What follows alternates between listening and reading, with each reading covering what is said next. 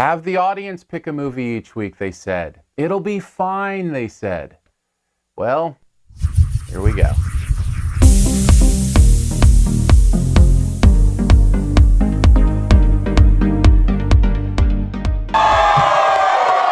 about to get turned up. See everybody hands up like this.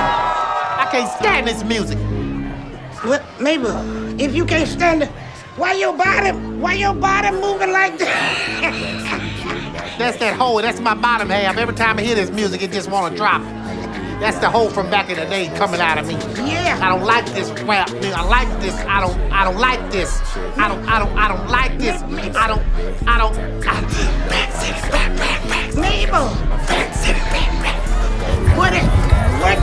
Tyler Perry's Boo! A Madea Halloween is the, believe this, 7th movie in the Medea series about an older woman whose view on life affects everyone around her no matter where she is. It's the best way I can say it. This time at Halloween. Well, is it something you're going to enjoy? Here's 5 things you might want to know about Boo! A Madea Halloween. Okay, you may have already picked up on, this is not my kind of movie. I've never connected to these movies.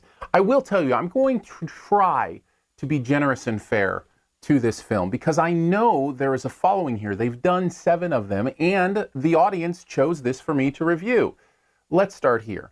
If you like the others, you'll like this. It's the same. It reminds me of the Ernest movies, right? We're going way back now, but some of my favorite stupid humor kind of movies. In fact, same titles. Ernest Goes to Jail, Ernest at Halloween, Ernest Saves Christmas. I think Medea's done all those as well.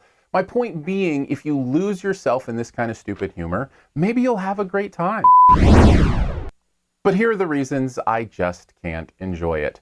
Let's start here. There's no story. It tries to have a story, but it feels so tacked on. It tries to be really meaningful and poignant at the end, and I just don't buy it. You have to be able to earn that message. How do you earn it? With us buying into the characters, what they're going through, what is their growth, what are they doing? And then by the end, that's the reason the emotion works, is because we've invested in them. We don't have anything to invest in here. It's just a line of jokes, a line of pratfalls, silly dress up, and in that way, doesn't give us a chance to really care about any of the story that's going on, because honestly, it's just not there. The other thing for me is, I don't find it funny. In fact, I wouldn't even say for me that it's unfunny. I'd say that it's anti-funny.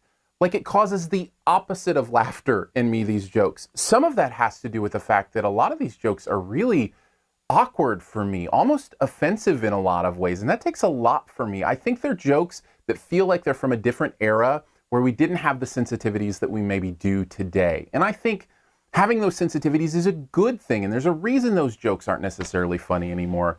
This movie is full of those in a way that I wasn't ready for, and maybe a little bit uncomfortable, actually. Another reason I can't buy in?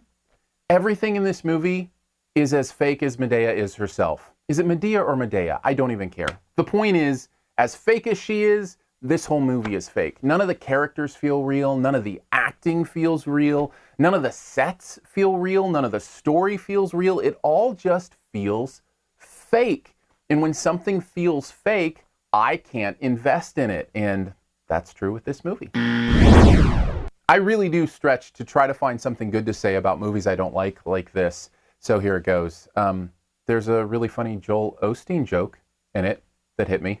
You may not even know who Joel Osteen is. That's kind of the point. That's why it hit me as so funny. Obviously, Tyler Perry is enough in kind of the Christian bubble universe to drop names like T.D. Jakes and Joel Osteen, and that kind of made me laugh a little bit. The truth is, there is humor here buried. Tyler Perry is a funny guy. He gets humor in some ways, but it's sprinkled in a way that the jokes are almost accidental rather than purposeful. Overall, I feel like Boo! A Madea Halloween is another Medea movie. And if you like the others, you may have a good time here. For me, it hits me in all the wrong places. I gave it a D+. Thanks for checking out this Your Movie Friend review. We'll get to the Best Ever Challenge here in a bit. I would love to connect with you in different ways. If you want to connect on YouTube, you can watch other videos. You can support the channel. All that's in the YouTube icon right up here, the info button. If you want to connect online through social media, search for my name, Aaron Dicer, Aarondicer. Twitter's a great place. I drop a lot of my pop culture stuff on Twitter, and would love to communicate there. You can also subscribe to the podcast. It's called SiftPop, SiftPop. Myself and Andrew Ormsby from the YouTube channel Flick Freaks get together every week to talk pop culture. We always have a guest on and have a good time with that. So just search for SiftPop in your podcast player. You should find it pretty quickly. All right, on to the Best Ever Challenge, where you name the best movie ever in a particular category. Also try to identify my choice. What is the best man as woman movie ever? Yes, Men in Drag. What's the best one ever? There are actually some good choices here. Not a ton, but a few. But I have to go to the one that is solace for anyone who's ever been part of a run by fruiting.